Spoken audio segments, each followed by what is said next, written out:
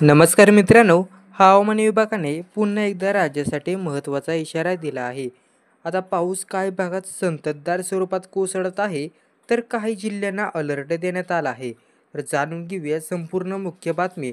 तर आपल्या चॅनलवर तुम्ही नवीनच असाल तर चॅनलला सबस्क्राईब करा. आता राज्याच्या काही भागामध्ये काल जोरदार पावसाने हजेरी लावली. अनेक मंडळांमध्ये पुन्हा अतिवृष्टीची नोंद झाली. हवामान खात्याच्या अंदाजानुसार पुढचे 5 दिवस काही भागांसाठी महत्त्वाचे ठरणार आहेत. विशेषतः आज आणि उद्या पावसाचा जोर अधिक असण्याची देखील शक्यता आहे. विदर्भातील बहुतांश जिल्ह्यामध्ये ढगाळ वातावरण राहणार आहे आणि हलका ते मध्यम स्वरूपाचा पाऊस होऊ शकतो. मराठवाड्यातही काही जिल्ह्यात जोरदार पावसाची शक्यता वर्तवण्यात आली आहे. मध्य महाराष्ट्र आणि कोकण या भागात हवामान विभागाने येलो अलर्ट हा जारी केला आहे.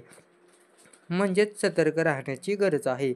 आता उद्या वर्धा, नागपूर, भंडारा, गोंदिया, चंद्रपूर आणि गडचिरोली या जिल्ह्यांमध्ये काही ठिकाणी मुसळधार पावसाची शक्यता वर्तवण्यात आली. तर सोबत बीड, मराठवाड्यातील छत्रपती संभाजीनगर, जालना या जिल्ह्यांमध्ये देखील जोरदार पाऊस होण्याचा अंदाज आहे. मध्य महाराष्ट्रातील बहुतांश जिल्ह्यांमध्ये पावसाचे प्रमाण वाढू शकतं, तर कोकण आणि मराठवाड्याचे उर्वरित भाग इथे हलक्या सरींसह ढगाळ वातावरण राहणार आहे.